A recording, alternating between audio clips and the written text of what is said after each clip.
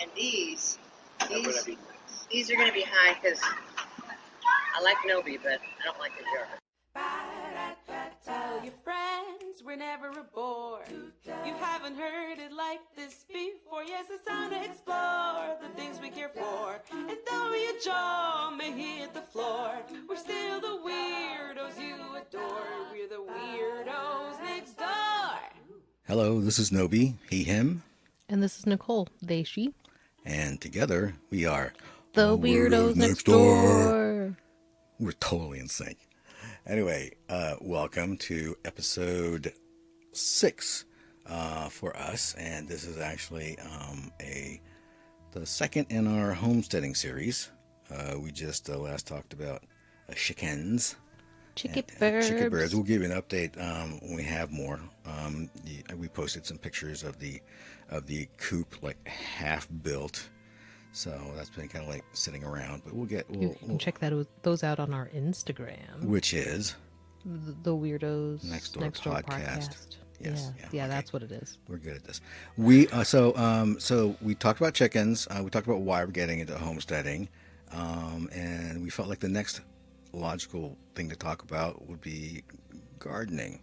We also debated, are we gardening? Are we homesteading? Are we farming? It's like what are the differences? It's like levels, right? It's sort of like levels of intensity, sort of like how emotionally, physically, and energetically invested in this are you? And probably financially also. And how about like overly like zealous about it? What?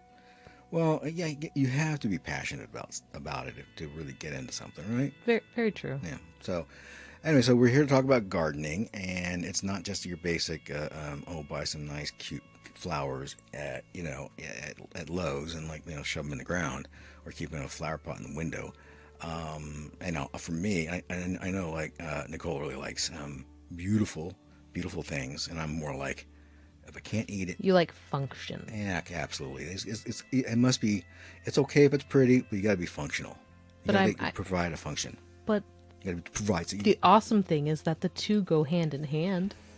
Sometimes yes, sometimes no. They go hand in hand. Sometimes yes, sometimes no. That's why we have a pollinator alley. Well, that's true. Like, bring the babies in, and then they pollinate our other babies. Those swarms or whatever you pointed out to me on the backs of our sunflower leaves and the nasturtium leaves. Mm-hmm. I don't think those are aphids, because aphids are white. Those things are like little black something gnats or something. Aphids come in multiple colors. Oh, they do? They do. Like, do they come in calico? Because that would be cool. You want some sassy aphids? Yes, very much so. Some sasshole aphids. Anyway, so what are the levels of like involvement? Well, I think gardening is obviously your entry level. It's where you kind of start. Throw some seeds in the ground. Go get some starters at your local garden center or whatever, and get those in the ground. And then when you move up to farms or homesteading, it's more about your self-sustainability and your ability to provide for yourself, and also like extending your harvest and making it last longer. So that means like canning, preserving, curing on some level. And now we even have chickens, so that's eggs, and possibly one day meat. Well, maybe one day. That's not gardening. Although that's not gardening, that's when you get into the homesteading level. That's what I've gotten to. Well, I would say it can be considered gardening, but gardening on a homestead level, because we are opting to create our own chicken shit. Mm-hmm. As if we don't have enough shit all around here. Hey, this is beneficial shit. Now that taking a really great shit's beneficial also. So we're making chicken shit. We are making chicken shit. So I guess you can consider chickens as sort of like a step above like your basic gardener, like the part-timer kind of a thing. It's sort of become it's become a daily ritual for us. Mm-hmm. It's always first thing in the morning. It's like, it's like check things out and, see where things are growing, what needs help, and what have you. So we're Yep. doing a lot. We are doing a lot more tending. Mm-hmm. I think it helps that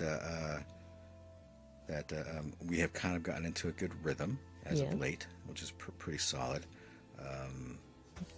We've like been going to bed at reasonable hours and waking up You still wake up late. in comparison to you. Well, yeah, because I'm an insomniac of some sort. No.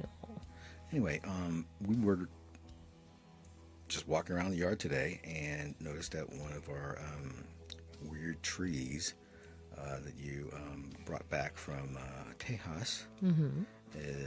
Well, technically, brother brought it for me. That's true. You bought it, left it there, and your oldest brother wrapped it up in burlap and threw it in the back of his pick 'em up truck and Drove it all the way out here. all the way out here, and actually like snuck it through. Okay, what? but What do they call that? it is considered a house plant. Agriculture.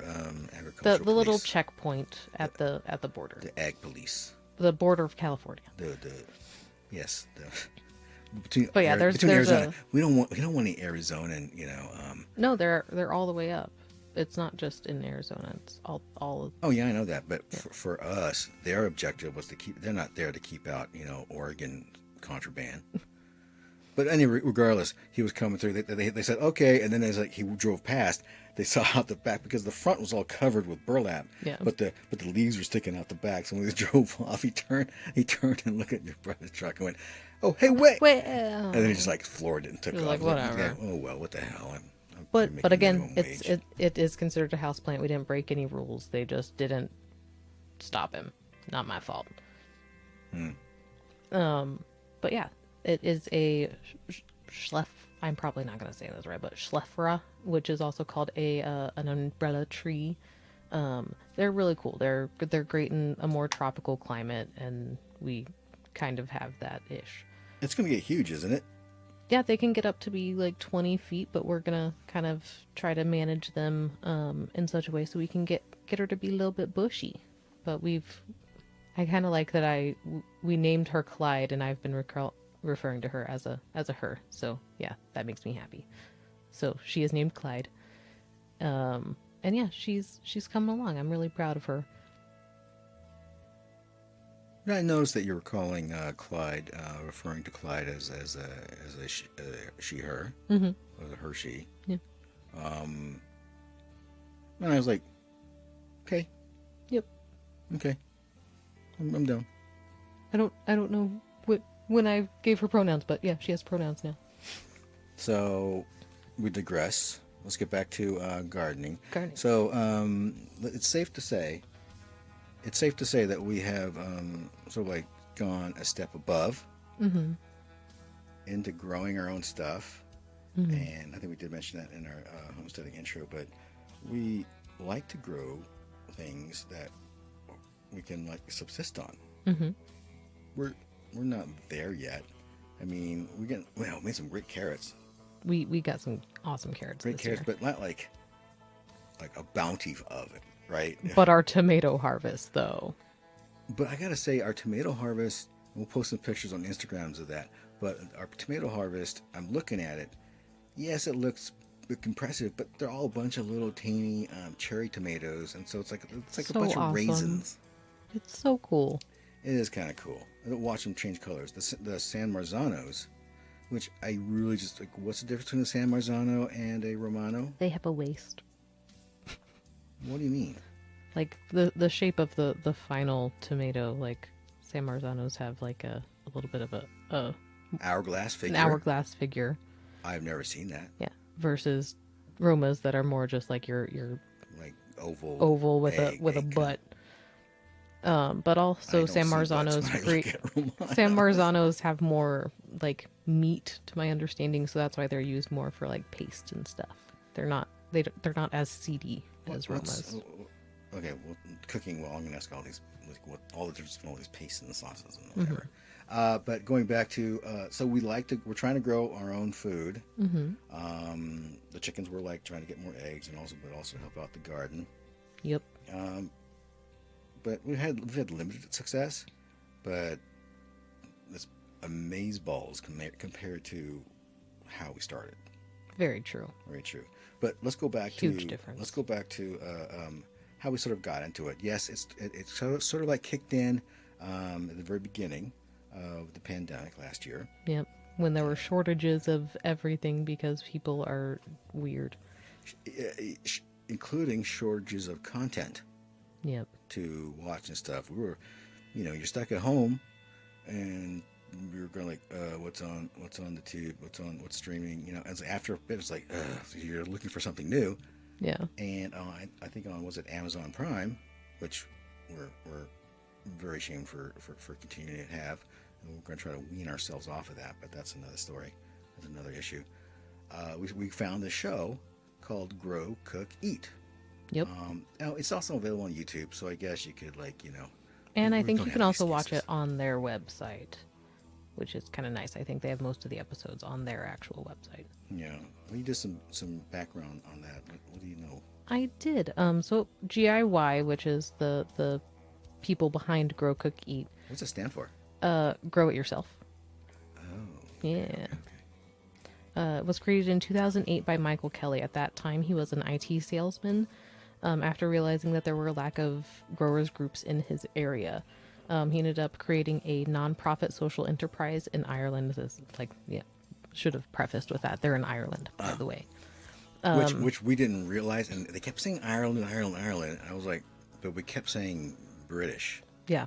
England, which is terrible. So, yeah, created in 2008. Lack of growers in his area, social enterprise. Trying to teach people how to grow food and learn about food sustainability. In 2018, RTE, which is basically like the Irish equivalent of PBS, gave him a series, which was pretty cool. So they ended up doing 3 seasons, which consisted of 7 episodes. Each episode followed the growth of a veggie from seed to harvest to your dinner plate. Like, it was really cool. You got to learn recipes and see things like sustainable farming practices in Irish like commercial farming, or they would do like a little bit about going to a community garden that some other nonprofit had started. Like they got into some really cool stuff. Why do you think like we were so attracted to it? I think it's pretty much self-explanatory. It's grow, cook, eat. It's sort of like they're making the connection they made the connection for me. Mm-hmm. Like, grow this, and you can turn it into this thing. Yeah. Then you're like, here's how you cook it, and here's how you eat it. It's like, oh, I can now look at this, whatever this gnarly thing I've just pulled out of the ground, out of the dirt, is, and I go like, I can visualize it. I'm talking for most people, I already know because I'm a fairly decent visualizer. But regardless, it was easier to see the finished product. Does that make sense? Yeah, they put all the puzzle pieces together. It wasn't just a cooking show. It wasn't just a gardening show. It kind of covered all the bases. Which I have never, I've never seen that really done. I haven't either. I think it was incredibly accessible. Like, so much information in such a easy way to understand. The hosts are very charming. Yeah, they're adorable. They have great nice, chemistry. Nice banter. Yeah, and the chefs that they worked with, like they had some pretty fun recipes. They also, which I respected, was gave a nod to the people who don't perhaps have a plot of land, who would need to grow their vegetables in a pot, containers on a patio, container of some or sort. on your balcony. And so they would actually do like a little contest, like one, she would do the containers. And Yeah, she did the containers, and he did, and they together did the raised garden beds. Right, but Michael was always like, this is the way, I don't believe in that. this is where you get the best, Yeah. return or what have you. Now, we tried to grow potatoes doing the container method. We got some. Technically, we got a harvest. Yes, We did. I think it was about 4 or 5 potatoes, and they were all small. And when we say small, I mean like the size of like a marble. Very small. A marble that you could still see around. I think we when it planted sat them on at a the dime. wrong time of year. I don't think we watered and took Oh, we care of it definitely didn't enough. water them enough. So yeah, we're gonna try potatoes again this year. So we'll see how that goes. But would it have made a difference if we had it in the ground as opposed to in a container? Because it would have. I mean, probably it would have had more resources on it. Again, remove us from the situation. Exactly. So I propose that we do potatoes in the ground somewhere. That's the plan this year, is to split one of our beds into garlic and then potatoes. But they're not the same timeline.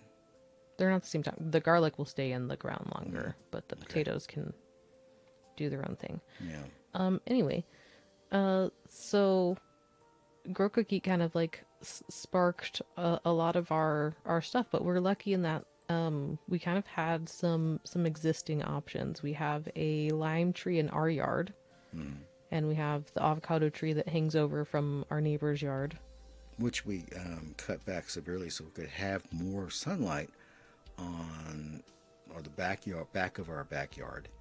And I did it pretty extreme and did it without asking the neighbor, and this is why you might think we're weird. I don't know. He has looked over the fence and seen like the weed and stuff. Well, I see you're growing the girls. Yeah. I mean, he was watching me climb a tree the other day. Like, that's not creepy at all. I mean, he was talking to us while we were cutting the tree down, but like I was just sitting there climbing in a tree like a fucking weirdo. But you know what? Okay, so here's something. Like a couple years ago, like almost like when we first moved in here, even 3 years ago or so, I was sitting, in the living room watching TV, and the windows were open, and our living room was at the back of our house. Everybody, if you haven't been there, been here, it's like the living room's like pretty much all walled glass, but not like fancy pants like you'd see in Hollywood Hills or something like that. They're original sash wood windows. There's like two on the TV side, and then one on the other side of the door. It's 1, 2, and 3, right? Mm-hmm. So these are big. They're about like floor to ceiling windows, pretty much. Pretty much, yeah. And they're falling apart. Yeah. And we really need to take care of that. But yeah, windows are a goal. That's one of the goals. But I still don't know what to do with that. If you want to support us on Patreon. Yes. if you want to get us some windows. Yeah. Or at least someone like come over and teach us how to like install a freaking window. Yeah, that'd be great, actually. We got a small one off the bathroom that you could teach us how to do it. Then I'll feed you. I love cooking for people. Yeah, teach us how to fish and we'll feed you the fish. So it's something like that. Okay. So we had existing trees. We put in the garden boxes in about like May last year. Which resulted in us getting a massive soil and gravel dump from Green Thumb, which is one of our favorite nurseries in our area. They're pretty prevalent in Southern California. Well, not super, but they're great. I love them. But that was an experience for sure. Well, it was like a half a truckload of half and half composite and perlite. What was that? Compost and like a organic potting soil. I think not potting soil, but organic gardening soil. Yes, and then the other half of the bed was gravel. And so we have a very large driveway. You could park 3 cars across, 4 if you like go on to like the unpaved part on the north side of our property. And when I say a property, it just sounds like a big place, right? Yeah, It's sounds really massive. It's really small place. It's like what, like maybe like 60 by 80 or something like that. It's like and it's like not that big, but we are trying to make use of as much as possible. As much as possible, which annoys me why the city didn't like trim back our stupid ass ugly big fucker tree. Again, they didn't even deadwood it completely. There's still a bunch of dead stuff up there. And that's why we like ponied up and got the name, like the best of the best, the Silky Saw. Silky / Notch. Yeah, well, I mean, Silky is the company based in Australia. I believe it's in Australia, yes. And I guess they like licensed or sold the rights to their poles.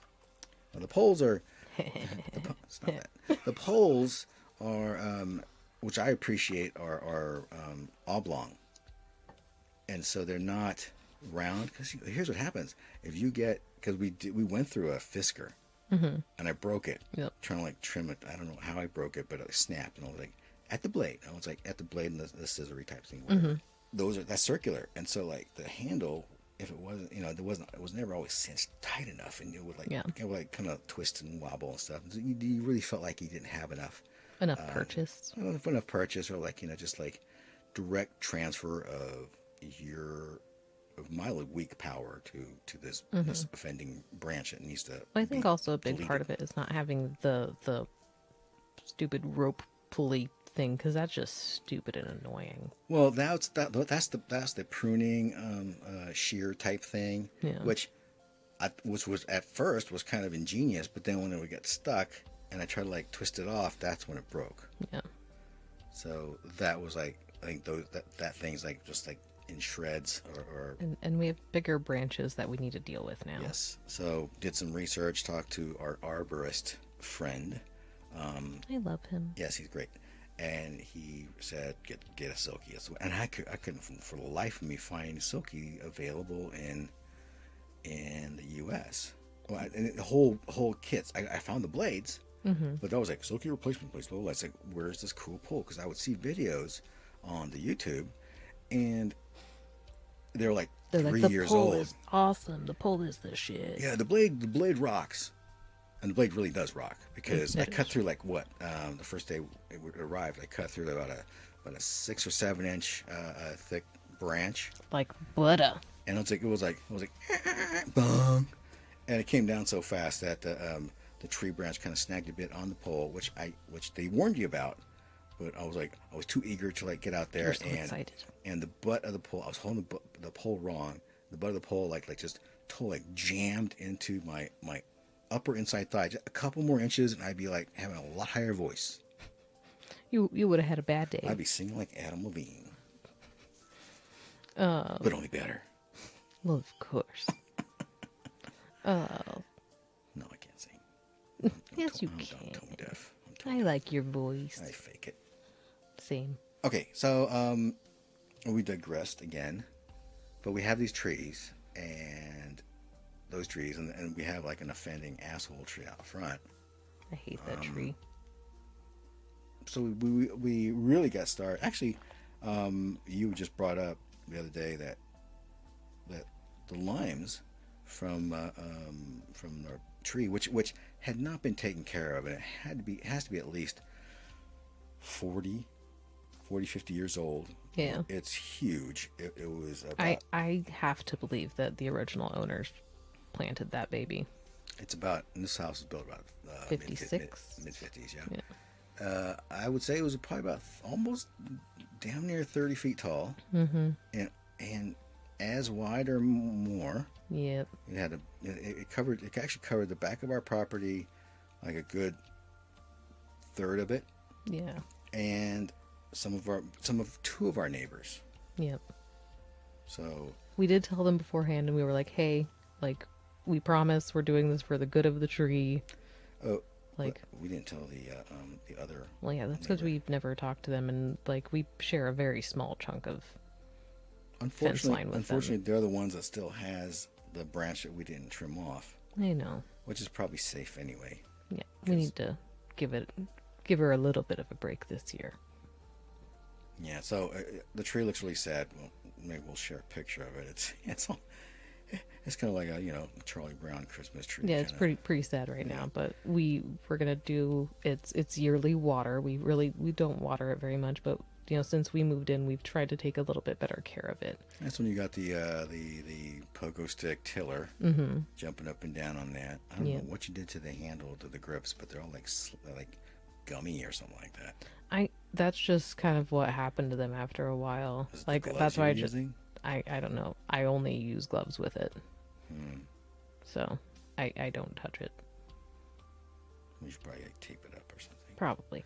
All right. Anyway, but yeah, we've been fertilizing it since we moved in. And we would get it's gonna a get lot. its big water soon. We would get so much that was way more than we could handle. But then this it would be out of season, and we were like, oh, Yeah, we got moved- used to having limes. Yeah, lime juice. to preface, we moved in October, and so that was getting close to, things are about to be harvesting. And of course, we didn't know this, and so we didn't know when it would stop. We were just like, "Oh, we have a lime tree! Like, we're gonna have limes forever," not realizing that seasons exist. And so it took us about a year to figure out what our rotation was. You remember when we first came, we assumed it was a lemon tree because it was pretty late in the harvest, and so all the limes had pretty much turned yellow or were turning yellow. Yeah. And we were using them, and they were rather sweet. And the thing we found out is that limes, when they're ripe, are yellow like lemons, and lemons are green when they're starting out. So, the grocery stores, love to make you believe things. Yes. So it's just so you can tell them apart in the grocery store. That's it. Pretty much. But I think we've gotten used to the taste of that when like that, a certain color green. Mm-hmm. That the ones that are like yellow, we kind of like not sure what to do with it because I think it throws our taste buds off. Mm-hmm. Well, that's why I think we started preserving them the way we do. Right. And so that's probably like our first foray into homesteading, basics of stretching out what you have through canning and preservation and pickling and stuff like that, what have you. Yeah. And we would get like buckets or like big giant bowls of limes. Dump them in the sink, give them a clean with some water and salt and vinegar to make sure that there's no critters and and then get all the dirt off. They would set up a little station like in front of the TV. We had like one person chopping, and the other person like squeezing. Oh, but when we got the electric juicer, life got so much easier. Oh yeah, definitely. But we didn't keep up with it. This last season, I don't think we did too much. We didn't do too much, but that's because we still have like 2 bags of ice cubes. Right. So to preface it, we would like juice them all down, put it in ice cube trays and stick them in the freezer once they're frozen. Put them in bags. Yeah, put them in gallon bags. We have a freezer. We have a deep freezer out in the garage, so typically a bag would end up there, and then one's in the freezer in the kitchen. And so it's great to just like pop in a cocktail or, whatever you feel like having. You can even just like put it in a glass of water for some little refresher. It's kind of nice. But then like all of your ripenesses of limes kind of blend together into a nice, like smooth lime juice. That's actually pretty good because from lime to lime, sometimes you get that bitter or that plasticky one, and so it kind of evens them out. I'm sure. Mm-hmm. I always felt the cubes were too big. Now you like them because you like more sour than I do. I love sour. What would you consider vinegar? Because I love vinegar and you don't like vinegar. Vinegar is a different kind of sour, though. Is vinegar sour or is it something else? I feel like it's more umami. I love vinegars.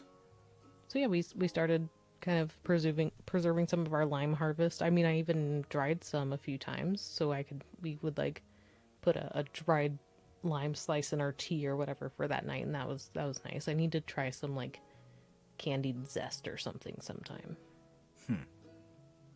So anyway, we decided to let's start growing some of our own foods. Yep. And our first attempt, what did we do? What did we plant? I mean, a little bit of everything. We did, cucumbers, squash, zucchini. I mean, we tried a little bit of everything last year. Lettuces, kale, melons, carrots. But last year, our result was not great last year. It was pretty sad. I think part of it was we watched a lot of videos. Mm-hmm. And like who are some of the YouTubers that we really gleaned a lot of information? There's Kevin. We love Kevin from Epic Gardening and Epic Homesteading. Mm-hmm. So he's kind of a hero of ours, and we plan on like showing up unannounced. Oh God. Oh, when I saw that the other day that like people have been showing up at his house unannounced here lately, and I'm just like, that's uncool. That's not okay. Do not, just because you watch them on YouTube, just because you've messaged with them on Instagram or, commented back and forth, you still have no right to show up on people's doorsteps. You need to have an invitation. Yeah, like that is unacceptable. I mean, But I would love to have him as a guest. we should reach out to him. We should. We should show up unannounced at his house Oh, God. at 2 in the morning. No. I'm just kidding. No. I don't want to drive to San I Diego. want him to be my friend. I don't want him to hate me. Well, let's send him a note. He cute. Yeah, he is cute. He's super cute. He's so adorable. He has such a great smile. He is very cute. I did not realize that he is half Asian. Honestly, because he kind of passes. Yes and no. But that's something we could also talk to him about. You know, what does he notice? I think there are a lot of Asian gardeners. Mm-hmm. I think in Southern California, I think. Yeah, there's also Richard the dragon fruit guy. That's true. He's fun to watch. Also, he's super adorable. What is his channel? Grafting dragon fruit. Yeah. Okay. We also watched a lot of Gardener Scott and Next Level Gardening / Next Level Homesteading. Now he just added a new channel. And a wacky fellow from down under, self-sufficient me. Ah, yes. He Yes, is he's great. He is such a nerd, such a little tool. He's so adorable. I feel like he gives great hugs. He probably does, yeah. I feel like he gives really awesome hugs. The property he has down there looks like it's like a national park or something. It's like ginormous. It's beautiful. It's massive. I think his banana grove is bigger than our backyard. Probably, yeah. And he grows bananas like natural. He's like throws them all together and they're all bunched together. Yep. Which is kind of weird, but okay. He has the space for it. That's what he wants. He makes a lot of bananas, that's for sure. Yep. Or grows a lot of bananas. Hey. Which, by the way, we have 2 banana trees now. Yeah, we planted 2 banana trees. We have started an orchard. Now, the place that alongside the driveway where we had a bunch of where we had just dirt. Yeah, we used to park cars there. Right. My old car used to be parked there, and your old zombie van used to be parked there. I'm sure we're the eyesore. I think we're still a little bit, but at first we were like the major eyesore of the neighborhood. We bought the crack house on the block. I really believe it was a crack house. I've heard stories. Totally. I heard stories like from the next door neighbors, like, oh, you would hear like knockdown, drag out fights, screaming and blah blah blah, and I'm going, oh God. Ooh. You didn't see the door jams. Ooh, kicked Oh, in God. doors. This was not a happy home. The carpets were Stained. They had dogs that they didn't care for. yes, and there's probably like We ripped out there's, everything. like, vomit. We're gonna have a and- renovation episode. We will come back Oh yeah, to that. we'll talk about that later. Yeah. Yes. So We did a lot of work. We did. But yeah, so we're now we've been the recovering crack house. I think we're almost to the recovered crack house. almost. Almost. Well, the front yard is definitely coming along. Although, we'll have to. I have it somewhere. I'll have to play the sound bite of our next door neighbor, who after I installed a Ring floodlight camera in the front yard because someone came by and threw dog shit at our house. Not at our house, on top of the house. Like, it was on the roof. And I was like, what the hey? And so we actually called the cops. Yep, we did. It's the first time we've ever done that since living here. And that was mainly because I was feeling uncomfortable. I've been feeling super paranoid with all the Asian hate going on. I think in the last year alone, there's been over 6,000 reports of Asian hate crimes. There's been a 2,000% increase. Yeah, it's been so on top of like not wanting to catch the COVID and die, Not a wanting to get horrible attacked death, because you brought the COVID or here. not getting like sideswiped or cold cocked or what have you. So I have now become essentially a hermit. This is probably why one of the reasons we started the podcast is I'm a pretty social person, and if I don't have any sort of like outlet to speak and talk and blah blah blah blah, You kind of go crazy. I go ape shit crazy, and that's not a good, not good or healthy. No, it is not. So this is It's actually not good to keep all that in. Yes. Which doesn't explain why I was super loud and verbose before I got my heart attack, many moons ago. You were living a very unhealthy lifestyle. That'll be covered in a different podcast show. Another episode. Actually, a different show. Oh, we're not going to talk about that here at all. What? Your advertising douchebag days. No, that'll be covered in a future series show. In one of our sibling shows. Yes, that'll be Mad Men Musing. Yeah. Which was a hashtag that I tried to make trend. Mm-hmm. When I was douchebag social media blah, blah, blah, crap, and never could. But it still works for me. Well, so, I have a question. Did you make Madman before Mad Men? That's a good question. I don't remember. You don't remember? Because I know you've never watched Mad Men, but I know you. I want to say yes. That they stole Mad Men from me. Ah, okay, got it. I figured as much. But I knew it. That term had been around before. Yeah. Because Madison Avenue is the one of the original OG advert blocks. Yes, so, and then in LA was used to be like Wilshire Boulevard. Then all of a sudden everybody moved to the beach. But again, Mad Men Musing is going to talk and pontificate about all that, all that vain bullshit, all the vapidity. But yeah, we learned from some really great YouTubers. Yeah. As we all do. Mm-hmm.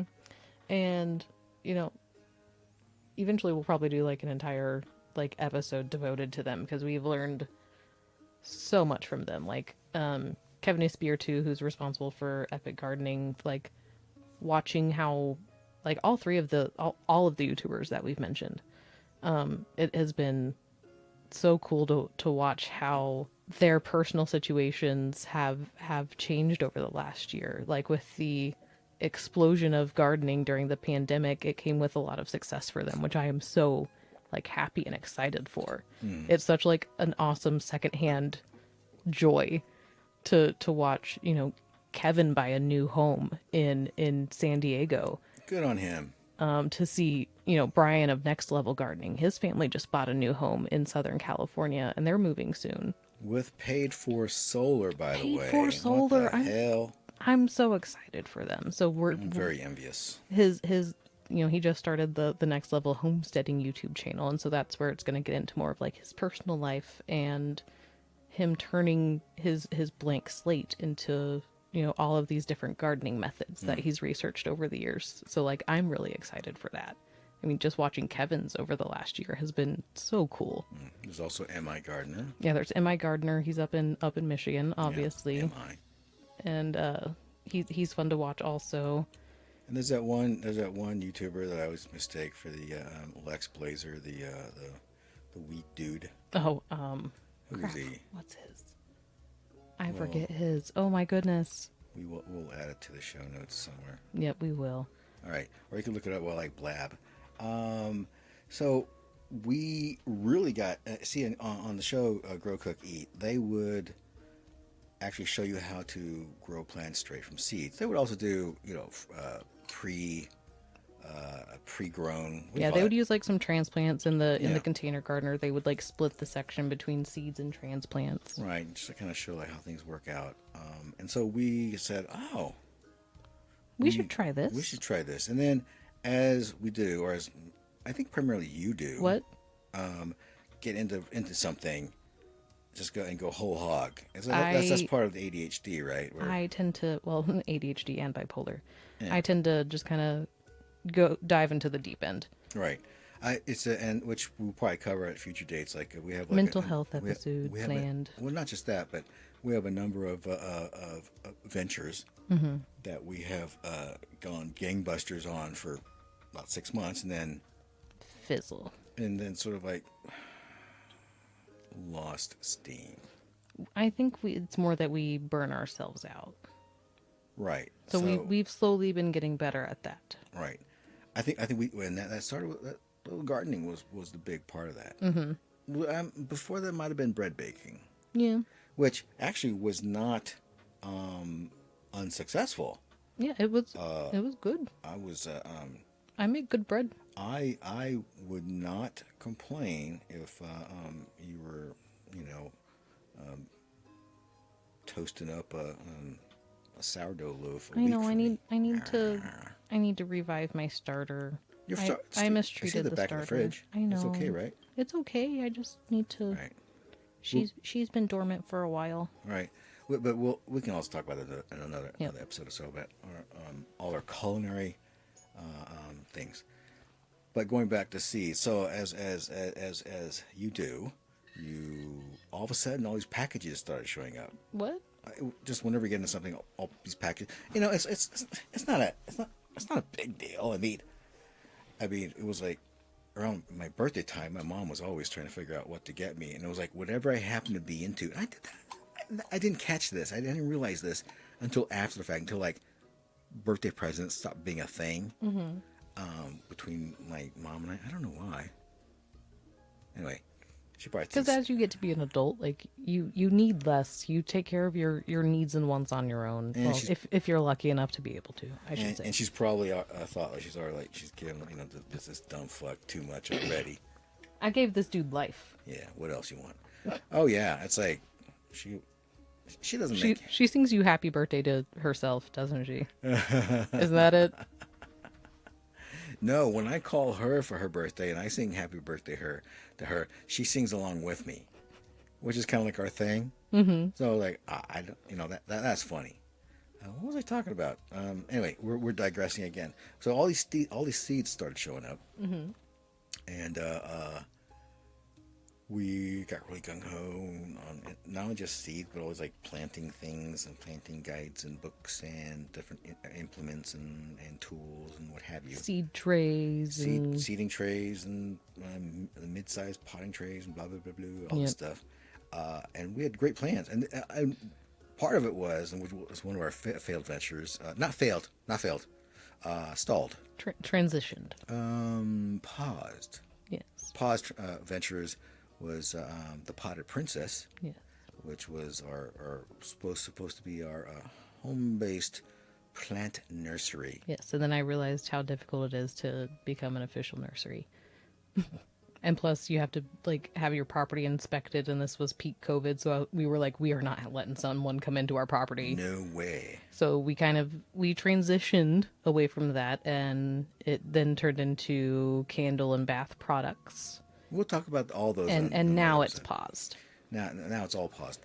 But I would have to say we transitioned from or like kind of like put on the back burner the whole home-based plant nursery, put it on the back burner so that we could actually figure out how to grow freaking plants. Yep. We were buying a lot of plants, a lot of small little things, especially a lot of succulents and things. And so we've got like trays of them. We have trays of them all over there. And for a long time, they're all like laying flat and taking up a lot of space. These little 2-inch plants taking up probably about 40, 50 square feet of our backyard. What? Who did that? Yeah, and it's just like we're caught up to it. We finally moved the last of the gravel to the south side of the house, a little alley, Little sort of side thing. yard. Yeah, a little side yard, which was always overgrown with weeds. But now we've like put down cardboard and wheelbarrowed the gravel. We actually went out and had to get a new Badass cart. gorilla cart. Right, like a 4-wheeler with. Sponsor us, gorilla cart. Come on. Well, I kind of want to ride down a hill in one. In a bubble? I will wear a helmet. Just a helmet? Maybe I'll send someone down first, like you, Oh, as the monkey. the test dummy. Crash test dummy. So you want to tell us a bit about sources and good places to, things to look for, or what have you. So I ordered our first round of seeds from True Leaf Market. You can find them at trueleafmarket.com. They have a really user-friendly website, a wide range of seeds. Most of theirs are organic, which is definitely something we've leaned towards. We do organic gardening. We don't use any pesticides. We use organic fertilizers. We buy a lot of ladybugs. Ladybugs are. I love those ladybugs. It's so fun. Those things are great. We do need to get some more. Yep. They are attacking our plants. Yes, we do. We do more organic farming, or organic gardening. Got a lot of our first rounds of seeds from True Leaf Market. We're still going through those seed packets. They've been great. We got a variety pack of tomatoes and different things like that, which I have not yet grown tomatoes from seed, so we're gonna have to try that this year.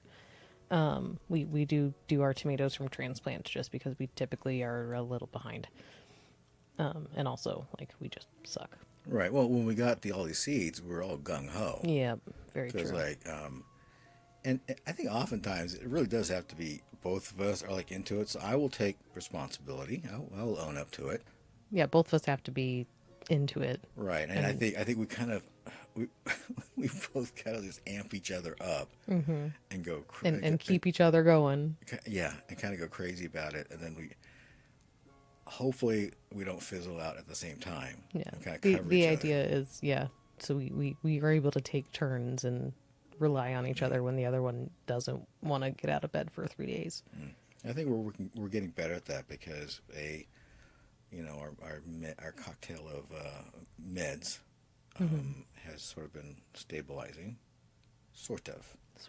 Yes. So still working on that, but also sort of we have learned ways of dealing with things that we had failed miserably at, namely gardening. And then we've mentioned this before, but the number one rule probably for us here at the manor is remove us. Remove yourself. We suck. But back on seeds.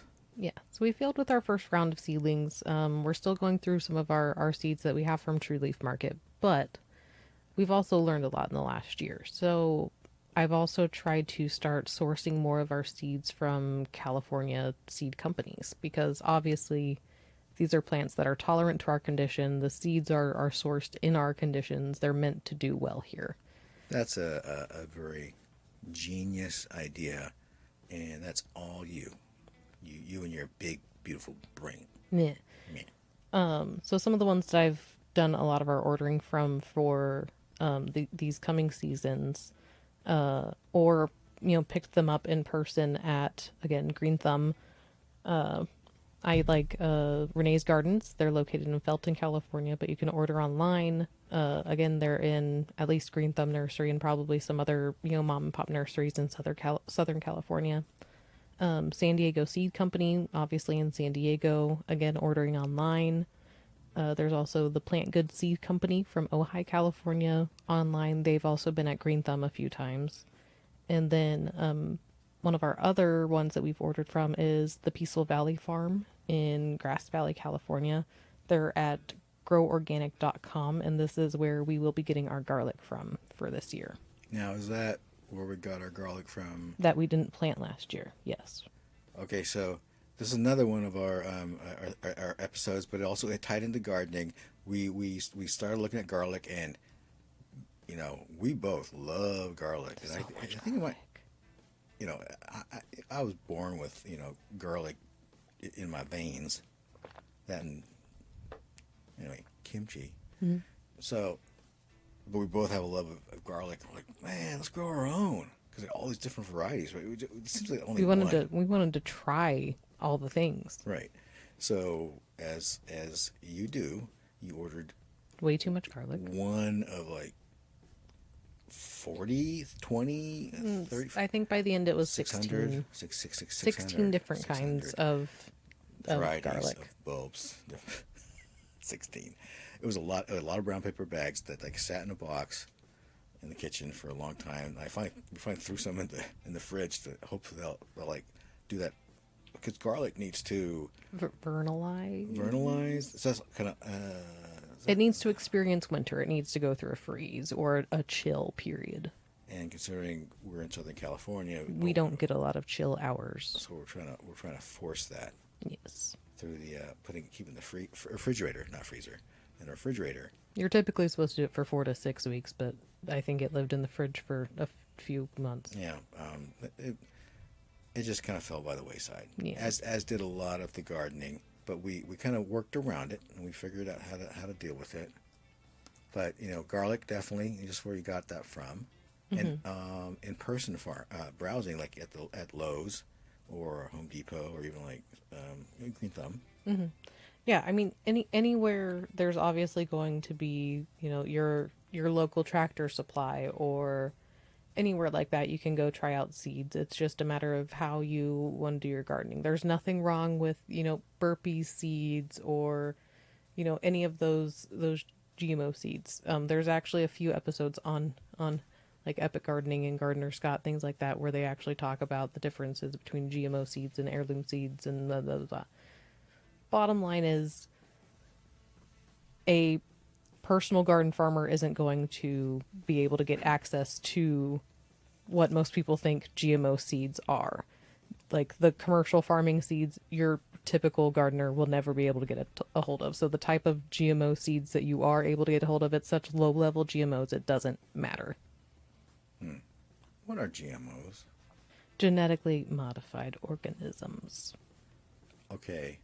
Ew. So less of that, please. Yes. So when you grow it yourself, there's usually less. Yeah, of it. you're able to also control what you're putting into the soil around it. So Exactly. even if you're just starting with a Store-bought. standard GMO seed, if you don't use Miracle Grow or anything by Monsanto, you're probably going to be okay.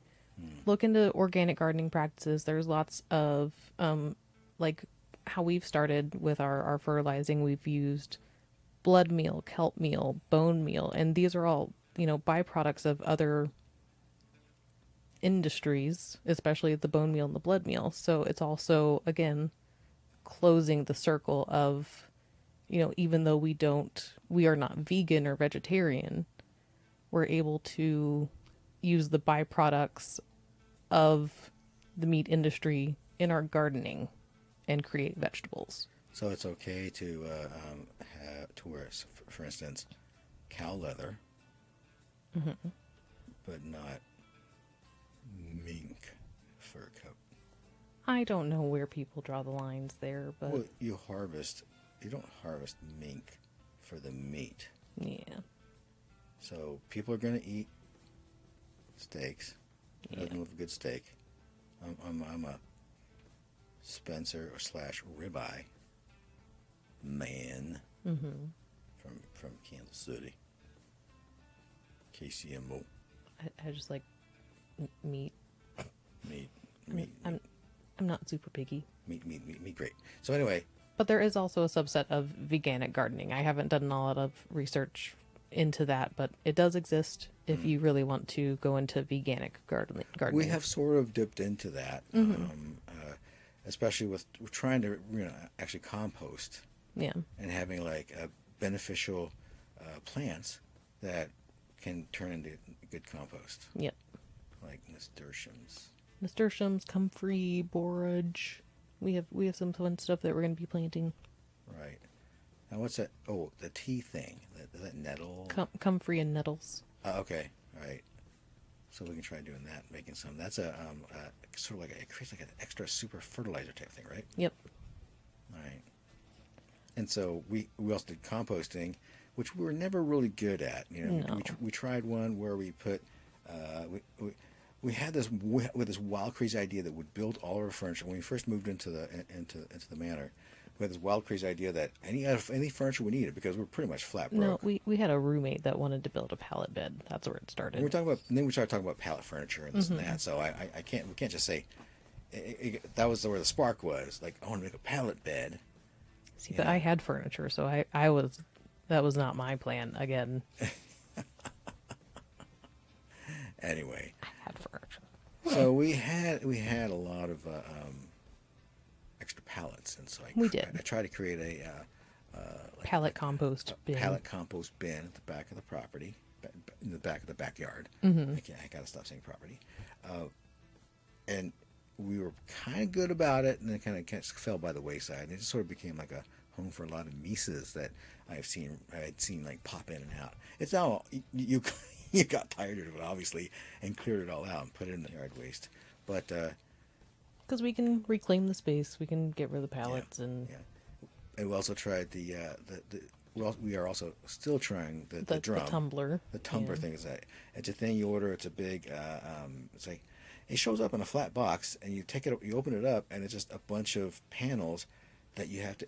It's like a pain in the ass. You have to like To Tetris them together. yes, and it was a bitch. It was very horrible, But we did it. and then we did it, and then we started to use it, but I got overzealous. I totally own up to that, and so started shoving. Way too much brown. Yes, so a lot of like we're cutting back the hideous morning glory. You filled the bin with Too much, it was a whole bunch of all these vines, and I guess there wasn't enough. There wasn't enough moisture. Wet, so it just kind of sat there for a long time. And we're kind of doing it now. We restarted, but I think we're kind of falling by the wayside. So I think might not be our last ditch effort, but just like, okay, let's try the chickens. Yeah. Let's see how can we do it. Let's see and so that could be interesting. Yep. Seeing if we can do it. We're trying. We're trying. We're trying. I think trying to like create the circle or complete the circle. Mm-hmm. So I love the idea of like giving them all our table scraps, Mm-hmm. and then having that come back as eggs. So it's like no waste, right? Yeah. So that's kind of awesome. Yeah. So anyway, we had lost a good crop. Yeah, we did. Or two. We tried transplanted ones from the little like 4-inch, 3-inch pots you get at the nursery, Mm-hmm. and then we also tried seeding them from seedlings, and a lot of times we would like do okay. They would go, but then invariably for some reason they would never make it into the ground. Oh. Or they would make it into the ground and wouldn't get watered on a decent enough schedule, or right. Whatever it was. And we are considering drip irrigation, Yep. automated drip irrigation. I'm just a little leery of it. I don't know why. I just feel like that's more things to bust open and go crazy when we're not around. But I get we it. don't go anywhere. Not really. Yeah. So that's probably one thing we should look at. Again, part of our motto is remove yourself, Yep. and all will be well. We're trying. Or remove yourself, and all will be better. Yeah. So we're kind of in the tail end of our summer harvest right now. Well, I guess midway. We're obviously, not getting any more lettuces right now. It's too warm. But our kale's still going crazy.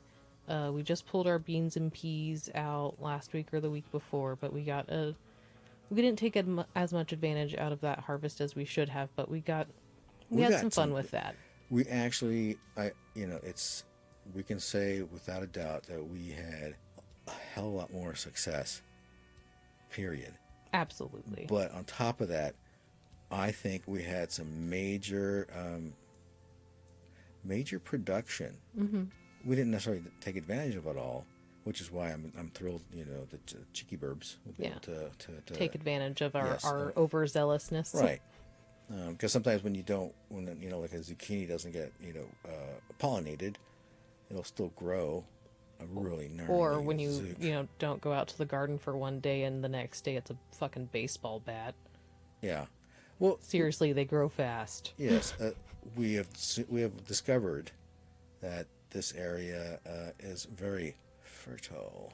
Yeah, we have good soil because what our garden beds are it's the compost and perlite mix that we got from our nursery in town, and our native kind of clay soil just kind of mixed in there, and it goes like gangbusters. It's crazy. So again, removing ourselves, we instead of trying to do seedlings or like putting transplants in, we tried we direct sowed this year. Direct sowed, and actually So much better. it is so much better. We were actually pretty good about the watering because we made it sort of a ritualistic thing. Like first thing in the morning, wake up, make a coffee, Have our morning beverages. yes, and then start. Let's say we just call it like want to walk the walk the yards. So we go up front, walk around, kind of check everything, and give them a splash of water or more, or like give them what they need. It's like more fertilizer, what have you. And go to the backyard and do that, and let the doggos kind of run around with us, and smudge too, as long as she's wearing her harness, and then which causes her to slink around, slink. Keeps her a little bit more chilled out. Yeah, actually, that's good. Those and the CBD treats. Well, they're not CBD; they're the catnip treats. Oh, okay, whatever. CBD. And I mean, our tomatoes they're going pretty wild.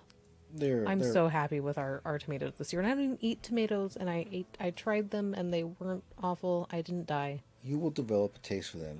I didn't die. You like pizza. You like pasta. You like tomato soup. You like everything that comes from tomatoes. I'm getting there. I'm working on it. I think next year, or this coming tomato season, I want to try. I've heard that there's one called like the Sun Gold that's really good, and it's a yellow tomato. You love the bruschetta. Yeah, we keep on forgetting to pick up mozzarella. Yeah. We need to do that.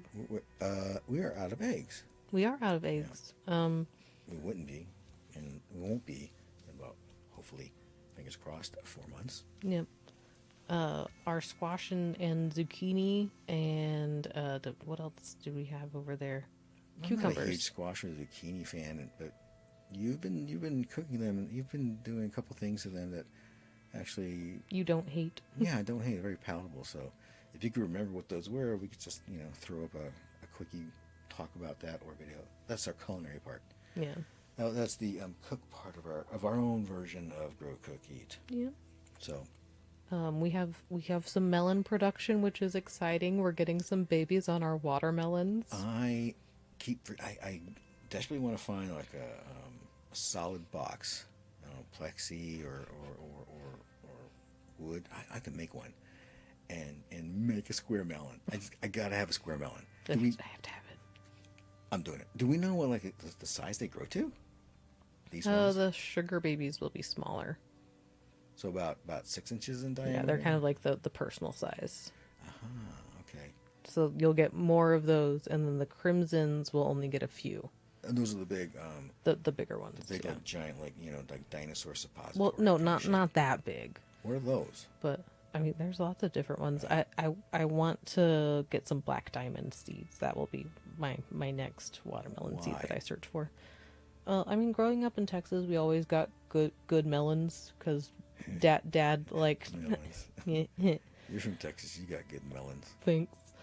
I mean, my dad loves farmers markets, so we always found some good stuff. And so one of the best watermelons I've ever had in my entire life was a black diamond watermelon, and the rind is this beautiful, deep dark green. It's gorgeous, but it's also a really good watermelon. We've been in Texas in the summer. I have not been. No, you've never been to Texas in the summer. Was it in the summer? No, you came in December. All I know is freaking hot. We've also planted this year. We added some trees to our situation. Right. So the area on the side of the driveway, the big driveway, and then where it was like dirt, we actually got gravel, and we put gravel there. And then we decided, what?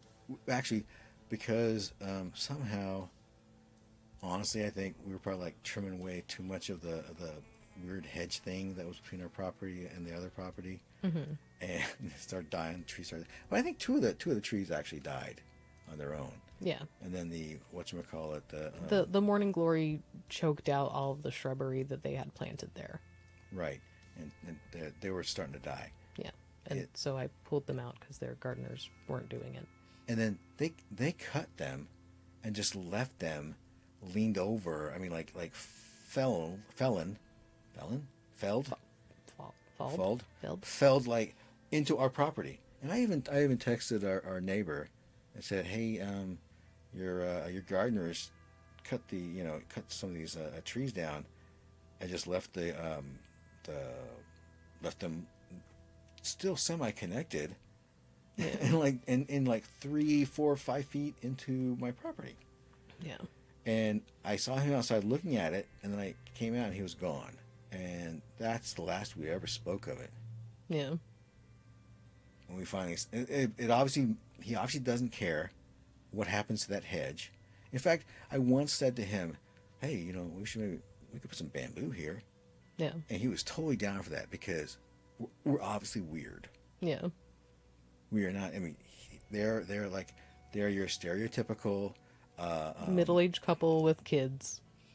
two kids. PTA parents, little youth league sport parents. Oh yeah, we get the lowdown on like all the t-ball and softball you know stats for the week. his little players like awesome. Everybody thinks that. Almost everybody. But regardless, they're all right. We Yeah, like they're them. good kids. Yeah, the kids, yes, and also we like the parents. Yeah, we The like neighbors the are cool. parents. So it's like free reign to pretty much do what we wanted because he obviously didn't care about those trees. So Yeah. those have been slowly getting hacked I away. think we're pretty much in a situation where, like, if they don't pay for it, we can do whatever the fuck we want. We're going to put a grove there. Yeah, plant some trees. Fruit trees. So we have started with 2 banana trees. Mm-hmm. We're looking for a third. We just nailed it. Tell us about the bananas. The bananas. We picked up a where is my variety? That's the Cavendish. Yeah, the Dwarf Cavendish and the Grand Nan. Those are the 2 that we have. The one that we are getting from a friend is a blue Java banana, also called an ice cream banana. That's the one I want. Yeah, I'm excited. Can they give us a bigger pup? We'll see. So that's pretty exciting. Drive over in a truck. We Truck. I know they're listening. You're the worst. I'm just kidding. We love you. Happy anniversary, by the way. Oh yes, happy anniversary to our friends. The day that we are recording this is their actual anniversary. So in honor of our friends, who we will not name because we don't have consent, we dedicate this show. We love you guys. You're all Yeah. the best. You guys are the cutest. Thanks for being our family. Yeah. Okay, so moving on. We also planted some nectarine trees. Right. No, wait, I still want to stay on the bananas. But nectarine. Okay. But back to the bananas. Bananas, fine. Because we love bananas. We love bananas. In fact, we try to on a regular basis have banana protein. Yeah, shakes. our protein shakes in the morning. I mean, we go through 2 bananas a day. Right. At least. So we buy a bunch of bananas, let it get really ripe, and then Peel them and freeze them. So obviously, if we start getting we get big drop loads of those things are huge. Mm-hmm. They're gonna hurt you if they fall on you. Multiple hands of bananas. Right. Oh, they're called hands. They're called hands. They're called hands. That's hilarious. Okay, got it. We would definitely be able to preserve. I make that last. I might have to get another freezer. But yeah, we also added nectarines. 2 nectarine trees. 2 nectarine trees, a golden mine, and a double delight. Now, as with our mandarin orange tree, not mandarin. What are they? No. Tangerines. And, Oh yes. Yeah, I think one's a golden nugget and one is a Dancy. Right. So as you know, with our tangerine trees, we picked them because they would harvest at different times. Yeah, we kind of have a rolling harvest situation. Right. So that's another sort of way you can sort of make things. You can enjoy things more year round. Is just find different types of the same plant, because you probably want to plant multiples instead of having 3 trees. It's just dropping a whole bunch of what are we gonna do all at once. Yes, and so that's the problem we were having with our lime tree.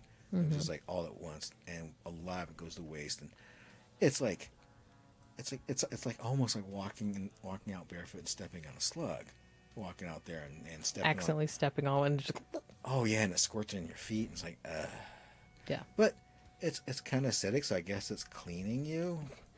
It's just sterilizing. Yeah, so we've cut back our lime tree pretty. Chlorine, you can inject it. And light, somehow do some light. Want to look into that? All right. We also looked into what? Oh, so our nectarine trees, they harvest at different times as well. Mm-hmm. So when are they harvesting? Because I want some nectarines. It won't be until next summer, and even then, since it's only going to be like our first year, we'll cut a lot of the budding fruit off and leave only a handful so that the tree can still focus more on root growth and upward growth and becoming a tree. Now, this is something that I never really thought of, was actually when you get a tree, almost lopping off everything but the bottom, 2 levels of branches. Mm-hmm. Almost like knee high. Knee high. Mm-hmm. And when the YouTuber that was, and a couple of them said this already, so it's been corroborated. Yeah. You get these beautiful fruit trees, or like 6-7 feet high. Get it home, and you got fruit coming out pretty much already. Mm-hmm. Not a whole lot. Yep. But already. And it might not be that great when you actually do get it. So, taking that home and then just decapitating it. Yep. Or actually just cutting it off at the knees. Mm-hmm. Exactly, knee high. See what I did there? Yep, I did. Right. Excellent. Look at you. Yeah, look at me. I still got You're it. so good. Yep.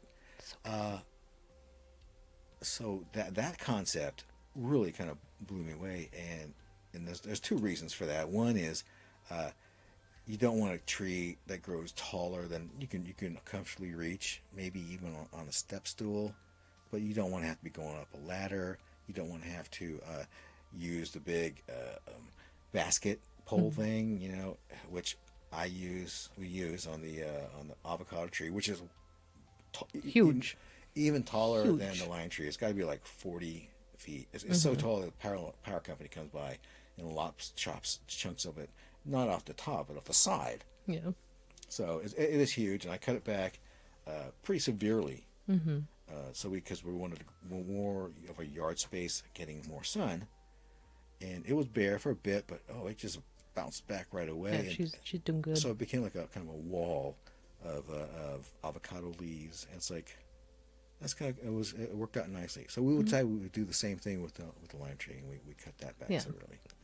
Like there's a whole idea called backyard orchard culture, and like you'll typically see the whole you need to space your trees 10 feet apart, and so that then turns off most small like urban gardeners from putting a big tree in, because then they're like, oh, like that's so much room, I don't have that much space. But you also don't need a full-size tree to provide for your family of 6. You don't need a 20-foot tree, and that's the issue, again, that we've had. Mm-hmm. So because of that, we're able to because we're going to keep them smaller, we're able to plant our trees closer together. Well, and really close, too, because our nectarine trees are like 2 feet apart. They're 3 or 4, actually. Really? They're not that close. 2.5. I mean, the branches, but your The branches are going to touch. Yeah, branches are going to touch. That's what we want. But that's good for pollination. Yes. That's another good reason to diversify your varieties. Wait, question. If we're doing a rolling harvest, that means that one will be flowering when the other is not, right? Yes and no. Like the nectarines are staggered. Okay, So one's like, but they're very closely staggered. Like one is summer and one is late summer. Oh, so it's not like summer and fall. Yeah. Our oranges are reversed, but think of the area we live in. Pretty much everyone has some sort of citrus tree in their backyard. So yeah. we have another kind of citrus tree in our backyard. Before the lime tree is my first citrus tree I've ever had. Yeah. And I just assumed that you always just walk out there, grab a lime, ta-da! So I was like, oh yes, bountiful, endless limes, and then all of a sudden they're all on the ground because there's like so much of them. They hang on the tree for a while, but they don't hang on the tree forever, and I guess that's something that like never registered with either of us. Right, and then we're walking around, squishing on them between our toes and stuff, and and like cursing it. Now we realize, we woke up and realized, oh, okay, There's a way we can manage this. We can cut this back severely, and we're sacrificing production for a couple years, but the quality of our fruit is going to be better. And we'll reclaim more of our space. We'll get more of our space and so we do other things. Yeah, and we'll have a more controlled harvest so that we won't be wasting so much, because Right. it is sad. Yeah. It always makes us so sad to just be like raking up all these limes, and it's like, oh, these could have been used. I think it was kind of defeating having to deal with that. It just made you kind of feel like, oh, I suck. This tree sucks. This tree's a pain in the ass. And it's really like It's us. It was never given a chance to be fruitful. Yeah. In a way that could be appreciated by by like it was the two of us living here. Yeah, it was probably well maintained by the first couple owners, but especially not the owners before us. Wait, hold on a second. I think this place, the original owners still owned it, but were renting it out. Yeah. We should have realized earlier, because cutting back the avocado tree actually cut back on a lot of the fruit drop. So one side of our backyard was a minefield of rotting lime carcasses, and the other half was a semi minefield of similarly rotting avocados. Again, really sad to have to just like rake up all that Right. money. I have to, and then I sort of hinted. I don't think I've made it an official mandate, but in fact, I think I'm going to veto any outside avocados brought into this house. It just needs to be our own avocados. Let's just try to be, religious. But I was trying to deal with that. I was trying to take care of, like, they ripen in about a week. Mm-hmm. If you leave them in the paper bag, they can't. It's more accelerated. Mm-hmm. And so I was like trying to devise a way to kind of stagger. So I'd go out and pick out. I'd go pick a couple. And then put them in a paper bag, and then put it in a line. And then a few days later, you're not getting avocados every day. A few days later, grab another, and so we would have, like, I was trying to do like a rolling ripening kind of a thing. It's just not working out. I need to remove myself more from the. Well, it's also hard to figure out what our avocado eating schedule is, because like we don't eat that much avocado. I know. You think we should? We really should. We should eat more avocado, but we really don't eat that much. That's why, honestly, I was thankful that the dogs were starting. The dogs love avocados. They eat the avocados, and yes, we know that we did a lot of research into it. That it can be bad. It can be poisonous to dogs and cats, and actually chickens also. Mm-hmm. But that's in the skin and the pit. Yeah, skin, pit, and leaves. Skin, pit, and leaves. Our dogs are incredibly stupid. But they manage to not eat the pit, and they only occasionally eat stuff they shouldn't, which makes them violently ill and like puke everywhere. Not which puke again, everywhere. We gave them a dog door. Remove us from the situation. Yes, that solved a lot, except when they can't make it to the dog door. True, but that doesn't happen that often. No, it doesn't. It's not like they're always walking, like puke monsters. Yeah. Rocket's a fart monster. He is a fart monster. Seriously, I want to cork that. It's like, For reference, we are the third owner. Oh. Yes. Okay. So I don't think that the second owner cared. Definitely not, because they rented it out to, their handyman, quote unquote. Who obviously in exchange for a reduced rent. Mm-hmm. Do you want to know how much they bought it for? No, do not. No. Yeah, I already know, and I don't want to be reminded. Thank you very much. It was many, many years ago. It was in 1980. That was the last sale before us. Yeah, right. It's a long time ago. Right. No, I mean, I took advantage of the same thing. Mm-hmm. And that was what was able to get, put us in this house. Yep. Yeah. So anyway. Yeah, we have the two mandarin trees. 2 bananas and 2 nectarines. Yeah, and we also just did berry row. We have a berry row. Yep. We're still looking for bloobs. We need bloobs. So anybody out there got a wilting or like lonely blueberry plant, let us know. Yeah, but we have 2 raspberry plants. We got a Canberry Red and a Heritage Everbearing. We got 3 different kinds of blackberries. We got a Chester, a Prime Arc Freedom Thornless, and just a like generic thornless. And we also got a thornless boysenberry. They're not going to produce for a while, so we're just going to be tending to these things. Yeah, we'll get fruit next summer. Yeah. Well, starting in like April, May, probably with the boysenberries. The boysenberries should go first. That's how it goes. Yep. It's an investment of time. It's not walking into your Vons and grabbing a $5 little flat pack. Yep. Of blueberries. Yep. Just get them from the freezer. They're better, actually. Yeah. So I think we'll definitely need to look into a bigger freezer, a chest freezer. Yep. For things if we want to be more self-sufficient. Yep. And it's part of our homesteading plan. So we're hoping to have a lot of berries, and we actually do a lot of yogurt. We do I do like berry crumbles and things like that. Pancakes, waffles. Yes. All good things. I would definitely throw it on some plain yogurt. Mm-hmm. So we're excited about some berries. We also have our strawberries. I'm not sure what kind of strawberry plants we have at this point. I do want to add more strawberries to our property at some point, but we have 2 hanging planters on either side of our like front door porch thing. Yeah, strawberry force field. So you kind of like walk up, and it's been really nice lately, like since they've been blooming this year, because at the right time you walk up and you just get this big waft of fresh strawberries. It's wonderful. Oh yeah, I recall smelling some strawberries. It's so nice. But yes, strawberry force field, which again that's a story for another episode. Time. And we've been able to freeze strawberries, and they work fabulous in keeping your mimosa cold.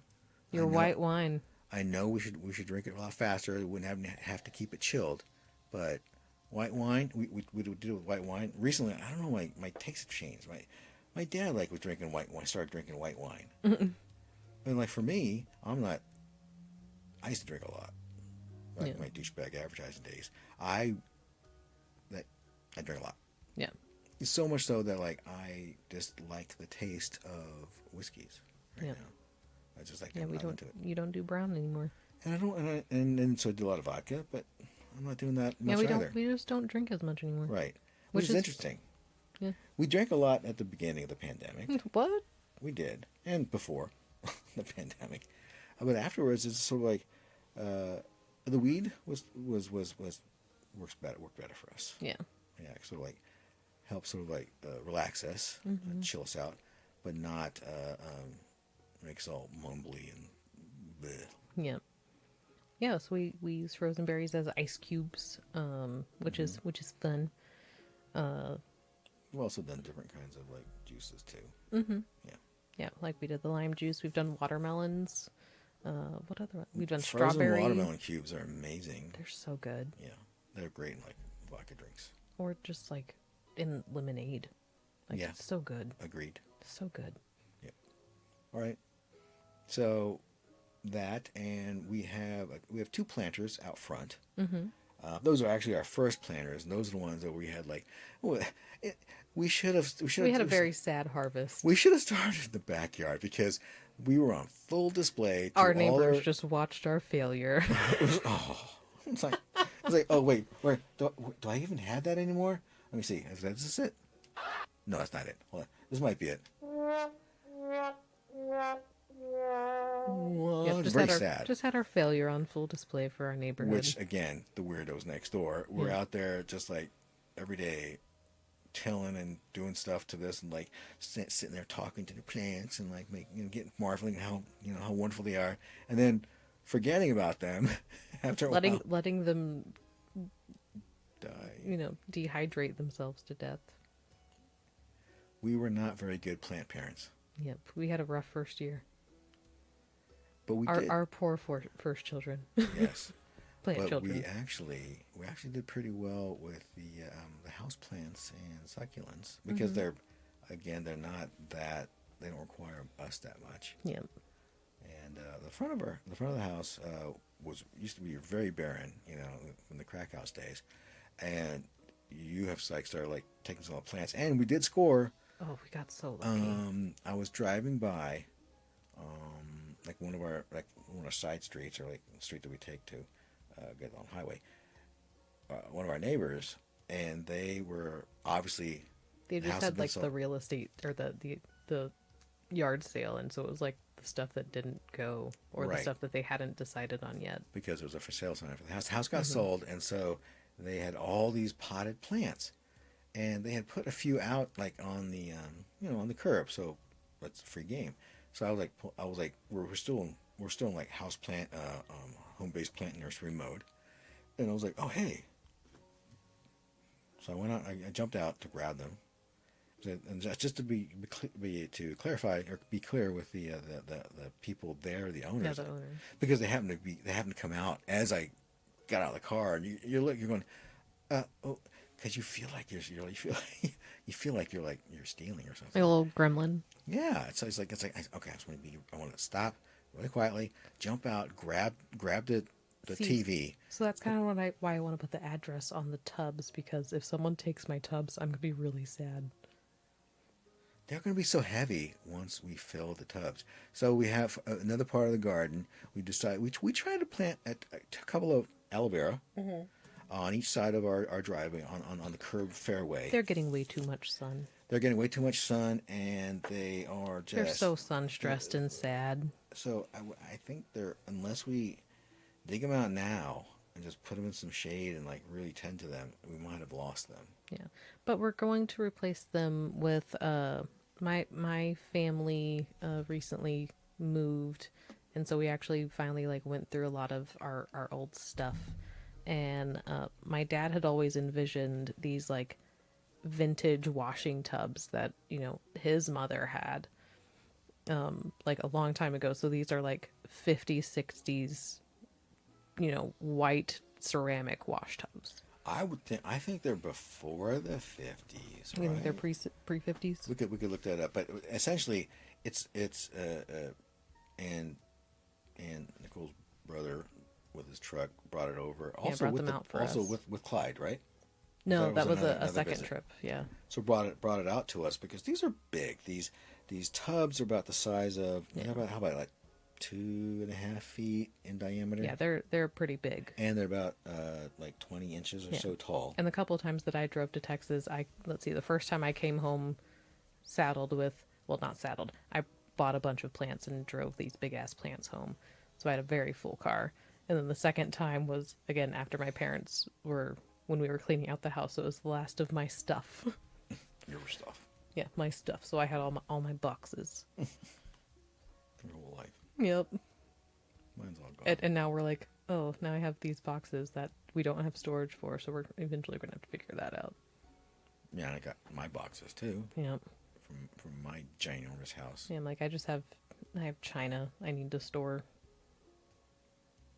I got those Hummels I need to sell for my mother. Yep. Anyway, We digress. so it's been a journey with our gardening. Oh, we were talking. Oh, yeah, about, we were talking about the front beds. So we eventually laid out black mulch. We got the front of the house painted, and we've recently started on a side. We're almost done. Again, with the weirdos next door, everybody's house is pretty much picture perfect, right? Mm-hmm. I would say our neighbors with the kids, their front yard is less manicured or taken care of. It's kind of more freeform, mainly because the kids are very young and they use that. That's like kind of more of the space they have because their house is more set back. Yeah. So they use that area as like where they Sport ball practice. sports ball practice, all that kind of stuff. Sport ball. But ours for the longest time was really bad. We got like we figured out it was well cheaper. when we moved in there, it was all weeds. It was overgrown. Yeah, it had not. Oh, and this the horrible, ugly ass tree that we hate, the giant one, was shooting up all these runners Yeah. into the. And so, we actually took a lot of time. We're digging it out, digging out the roots. There was like a dilapidated Sprinkler system. in ground that we kind of like destroyed, but. Yeah. We disabled. We didn't remove it because it was ridiculous, but we disabled it. Whoever put it together, I think it was, the crack house handyman, did like a whole. It was like we couldn't figure out the layout map thing. So, if you tried. if you've seen Brazil, you would get my drift, right? With Robert De Niro, like his part. That's what it looked like. All this like 3/4 inch white PVC tubing, those little bends and elbows. I was like, why is it doing this? It looks like one of those like silly straws, but you can't see the water running through it. So I've been afraid to touch it. I just leave it alone. We will deal with it eventually, but not right now. Yeah. So we put in 2 big planter beds. We put down black mulch. Well, we got black mulch, and we figured that it was cheaper actually to buy it on sale by bags than buy in like bulk. Yeah. So what did we end up doing? We ended up like having dumping all the bags. No, we had the bags of mulch stacked on the side of the the driveway for the longest time. Yeah. And they started getting wet. Now, they weren't getting moldy, but you could tell they're wet. They were moist. Yeah, they're like it was a lot of condensation. Yeah. So we're like, we better at least air these out. So we like emptied them all out, and they made a big pile in the front yard. And it sat in a pile For about 6 to 8 months, maybe a year. So it was a long time, and so we didn't really help reverse the crack house look For quite a while. immediately. But Manic Nicole took it upon herself one day, or their self one day. To spread that all out, and it was done. Yeah. Yeah, so good job. But we, to be fair, we had a lot to deal with inside the house, the living space, which was a priority because the house had asbestos everywhere. Yeah. It was like it was like the adhesive of the tile, floor and the everything. So we had to have someone come in here and just like rip everything out. The majority of our budget went into livable space. And they tore out, I think they tore out the toilets and tossed them for us. That was nice of them. So we came back to, and this is a cement slab foundation, which really kind of annoys me. But then also, I'm kind of glad I don't have to crawl under the house like I had my last one, because confined spaces, bugs, spiderwebs, no. Creatures. I've done it before, no. Not about it. No. So we had to come in and just put all new floor covering. Yeah. So yeah, the budget that we had for the house went into the interior of the house, making it livable. And so everything else has been when we've had the actual money to do a project, when we've had the energy to do a project.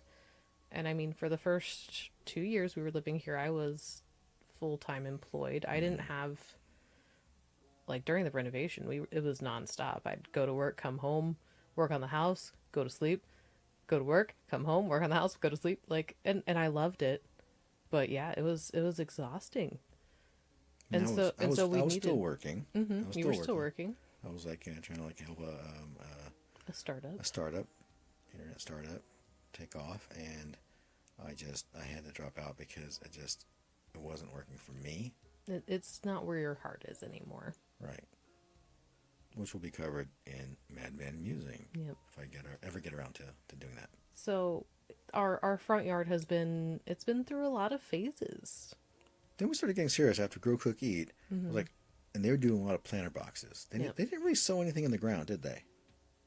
I don't recall. In the greenhouse, perhaps. They did. There was I think there was a segment on an orchard, and maybe when they did pumpkins, I think. Well, then we got inspired. We did. And we went to Lowe's and walked around, and we're looking at it'd be good. Redwood seems like a good thing. It's pretty. Yeah. We got a second drill. So we became. We didn't have to keep on switching or fighting over the drill. Yeah. Or because we were having to, the first one we built, we were having to drilled and screwed, then drilled and screwed, and switching the bits. the bits back and forth. And so I finally was like, we just need to get another screwdriver or another drill. Yeah. So we got another drill, and it was cordless. Mm-hmm. We still have our corded one. Your old reliable. Right, but that thing has like a lot more torque. So if you want to like you know drill into masonry or something like that, I would use that. Yep. And not the cordless. The cordless is super We got convenient. a staple gun. Mm-hmm. Staple gun we should have upgraded. We should have upgraded. Yeah, we went for the cheaper one. But that's okay. And then of course we recently just got a nail gun. Yep. Because we're using that to build a coop, and that is a freaking light. I was like, that's awesome. I love this. If I had ever figured out how to work my compressor, I think I still have some like bits laying around that I should probably like put up for trade or something. Yeah. But so last year it was our failed garden, and this year it's pollinator alley. which actually is better. Yeah. And you actually it took a while because you actually sowed seeds. Yeah, I did. Scattered. In the fairway between the sidewalk and the whatchamacallit, the straight curb. You did the wild pollinator mix. Yeah, scattered. It took forever to take off. I mean, it's still taking forever to take off. It's still kind of, at least there's like a few different flowers now. There's some color, there's some pops of color in there. I probably need to get another couple cans and fill in some spots, but I'm looking forward to like watching it. It's the idea is that it'll resow themselves and take off and be this really pretty pollinator meadowy situation. And I kind of did the same thing in the other boxes also, like and because our property is kind of like on an incline going up to the house, there's like a hill going down to the sidewalk kind of thing. But we're terraced, sort of. Yeah, terraced. And so like we kind of staggered the boxes when we set them in so that the one closer to the house is a little bit higher.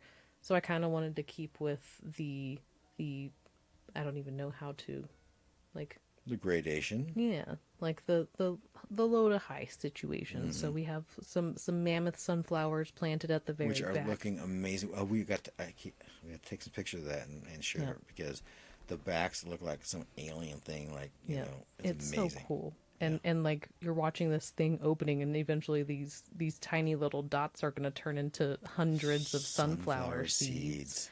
So yeah, I'm really excited. I'm excited for making our own sunflower seeds to snack on, but also saving to some of the the chicky birds. birds. Yeah, see if they might like it. And I don't know how many we're gonna get because it looks like every little dot's a seed, and it looks like there's thousands. So and we'll also be eventually fighting burbs for them. Oh shoot, I do have extra netting, so we can put that around. That's true. Yeah, we've had. We'll talk about it another time, but our weed crop, we lost crop entirely to caterpillars, and so we got some netting for this new crop because I saw some trying to come in. Yep. We were spraying BT, but on all the plants. Yep.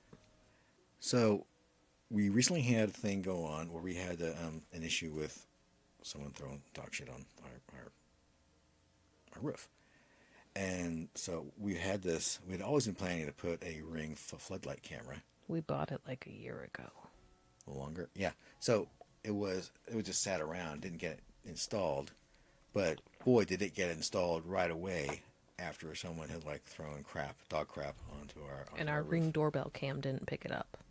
Yes, because it can only see like just a bit of the front driveway, but not like the side. So we added an additional camera. Then we went out of town, like not right away. It was a few months later, but we went out of town one weekend.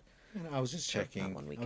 Like who's been walking by, and I just happened to see our neighbor talking to another neighbor directly across the street from us, and they're standing there, kind of like looking at the separation on the fairway between her little triangle of dirt next to her, trapezoidal driveway, and our little strip. Comparing because she has these little yellow, what are those, marigolds or something, or who knows? She's got a cute little mound of little yellow flowers. That Rocket loves to go. Oh, he loves to pee on them. He loves to pee on them. It's like he just walks straight over this bush. Not a bush. It's like a bed of flowers. It's like kind of straddles it, looks over at us, and goes, psh, and we're like, Rocket, don't do that. Move. And he won't. No. He's like, it's okay. I know what you mean. You have to say that. He's not that smart, but I kind of feel like dogs are what they feel very territorial. So that is at the edge of the property. Yeah, and think of how many dogs we have go by. Like, That is true. Our flowers get peed on. Like, it happens. It's okay. That's why I want to put a fence in front of our yard. Well, yeah, but that doesn't save the fairway flowers. That's true. Can we fence that? I don't think so. We can put like a little border thing, but who would respect that? With spikes. They would respect that. Maybe. Anyway, so that is growing.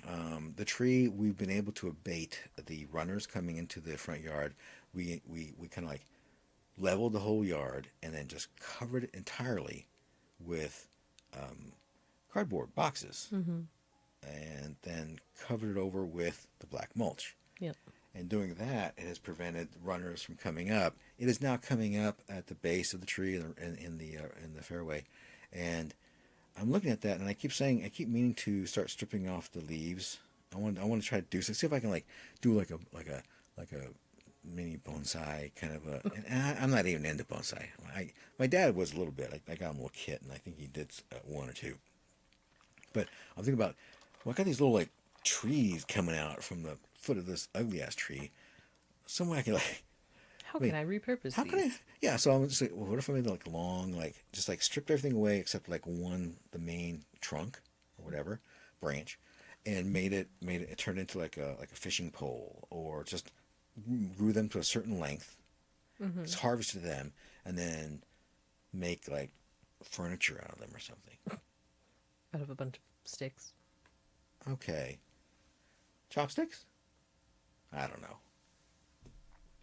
Canes to spank people with. What?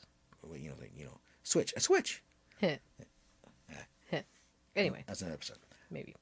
But yes, we were talking about the plants.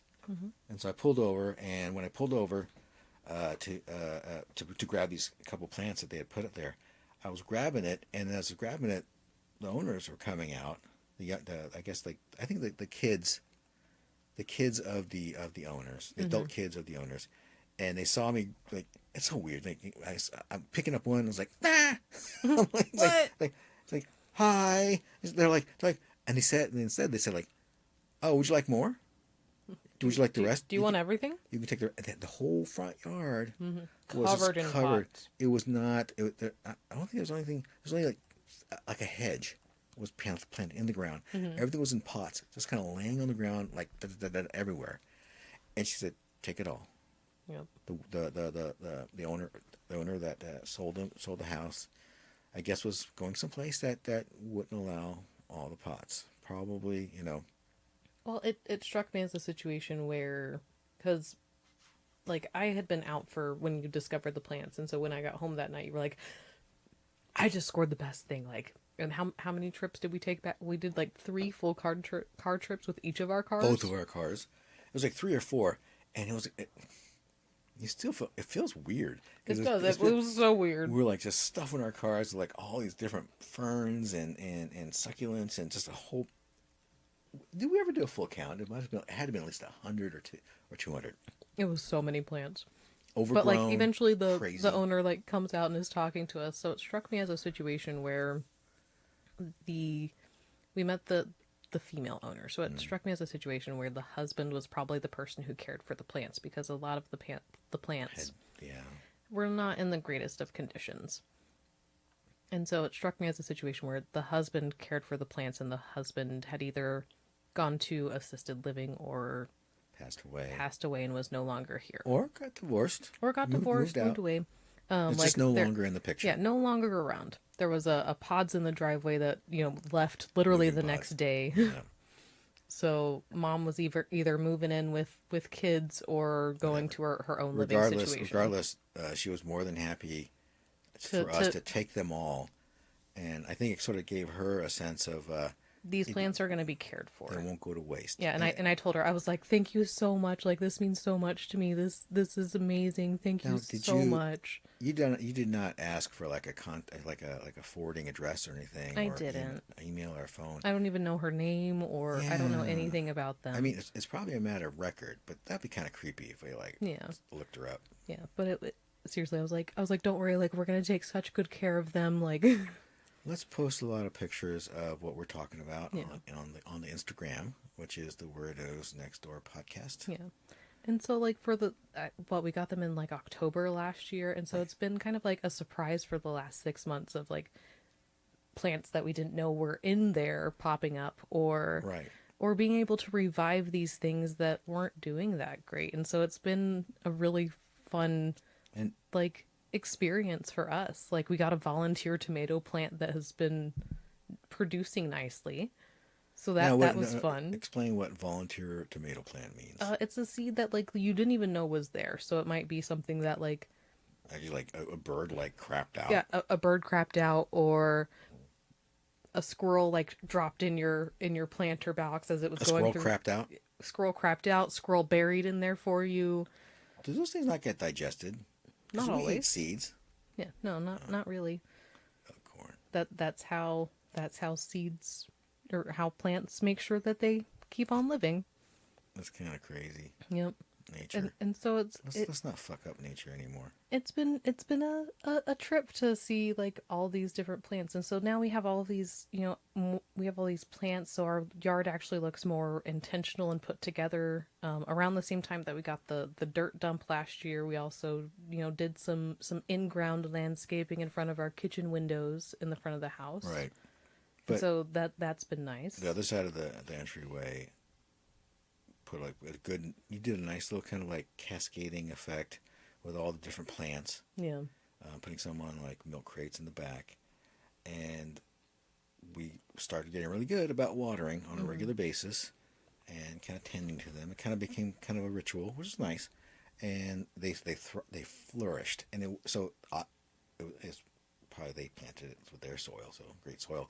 But these things just take off, like with a little water, a little sunlight, or the right proper light. The will to live is strong.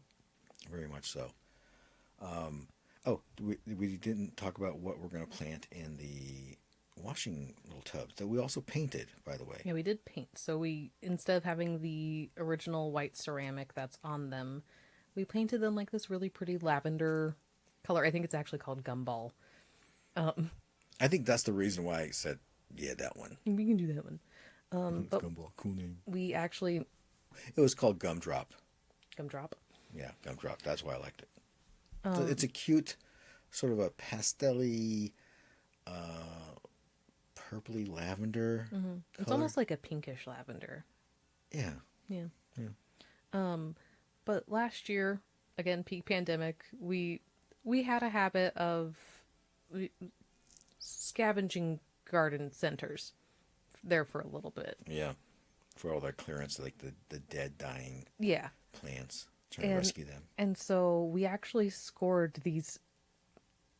They frankly, they were in still pretty decent condition. I don't know why they were on clearance. They were it looked like they had been there a while. Yeah, they had been there a while, but we got these. They're century agave plants, or American agave plants, but they grow huge. They will get huge if you put them in the ground. But we are putting them in these washing tubs. And they'll flank our driveway and be kind of like the flag down for our friends that we actually invite. We're the house with like the two gumdrop the purple plants. tubs. The purple tubs. Yep. Gumdrop plants. I don't know. We'll figure it out. But anyway, those two plants have been like sitting in their original nursery pots all this time, a year or so. They're growing. They're still growing, but they're root bound like crazy. Yeah.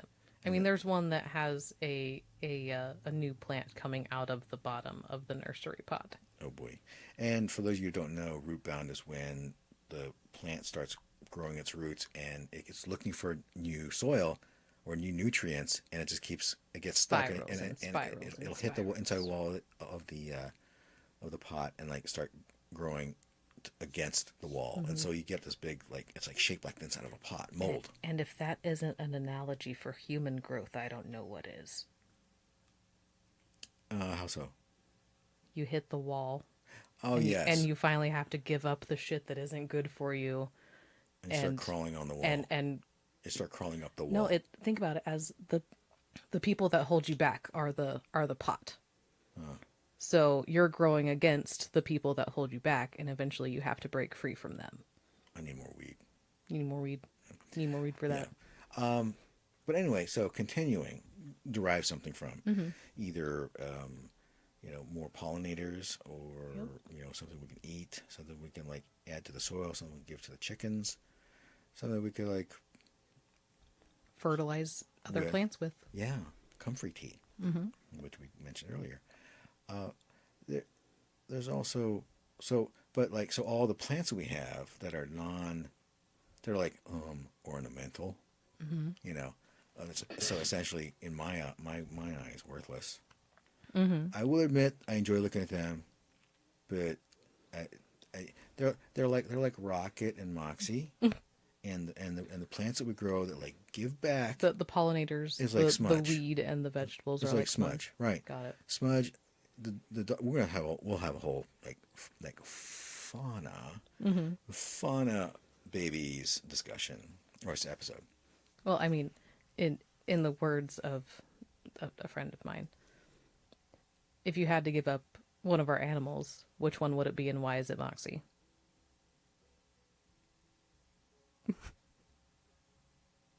She's an asshole. But just the fact that it's like, no, sorry, Moxie, you're at the bottom of the totem pole. Which one would it be, and why is it Moxie? I think today, actually, I mentioned, I was like, are we being too mean to her? Too mean to her.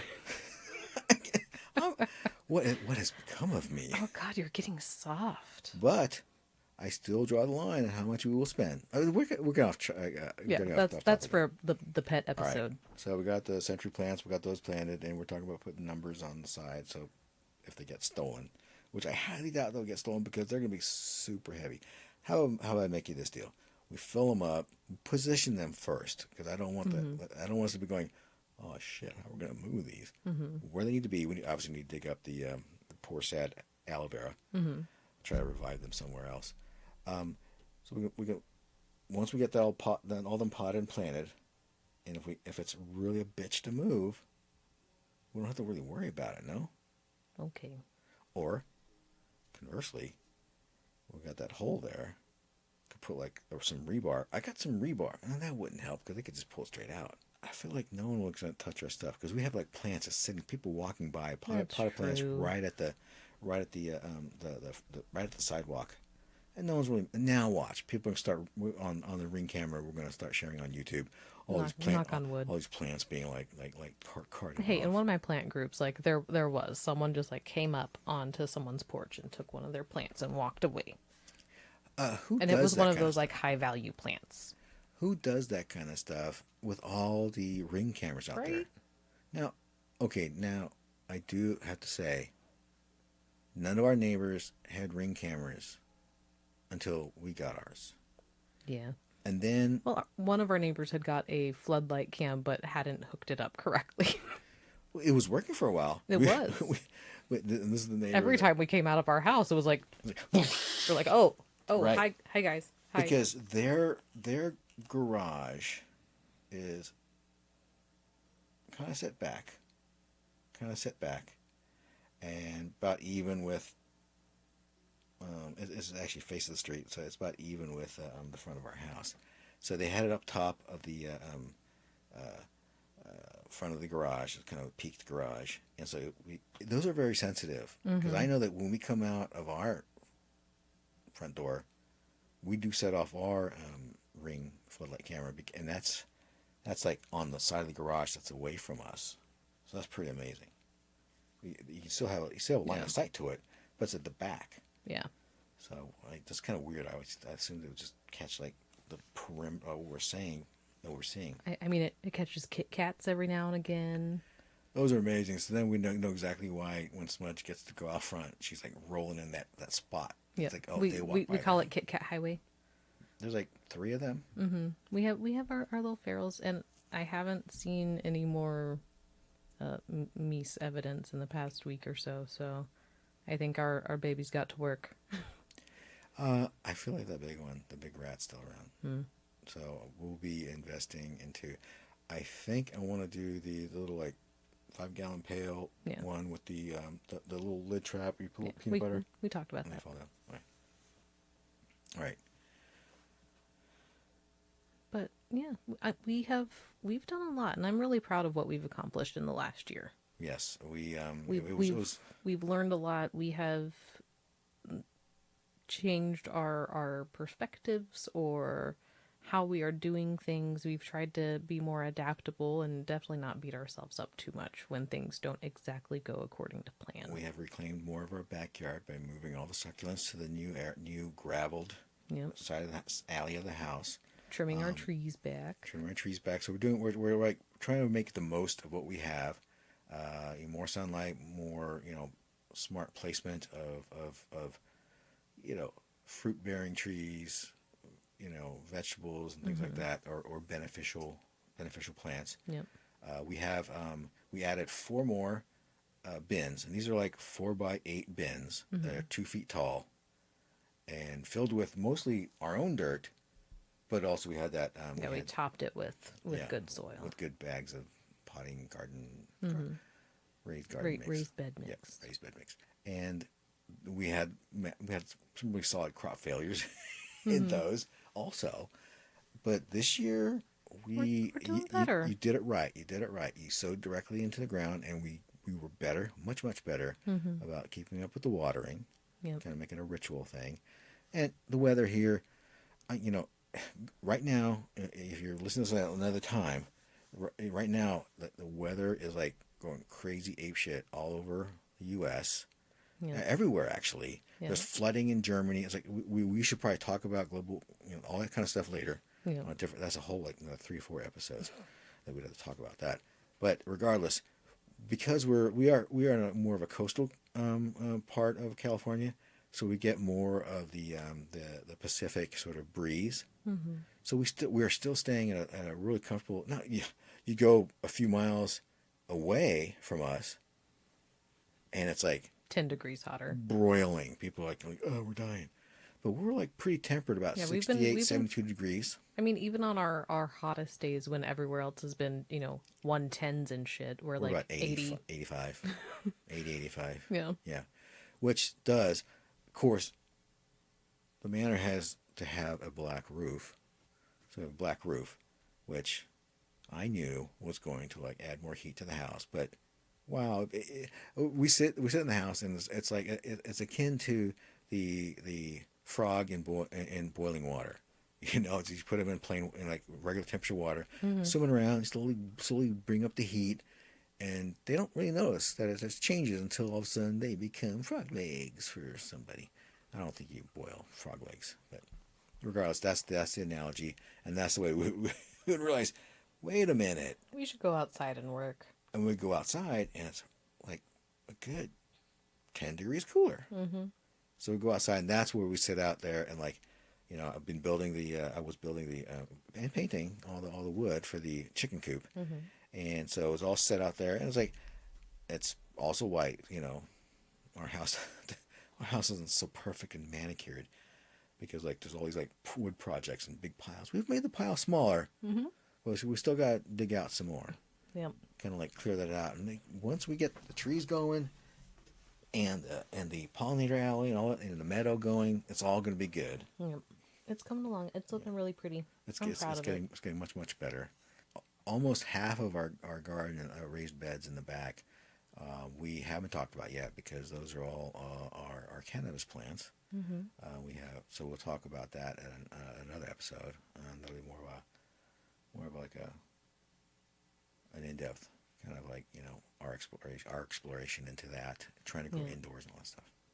But that's been fun to experiment with over the last year or so. Absolutely. Even with the caterpillar crop fillers. Yep. Anyway, that pretty much wraps it up for now.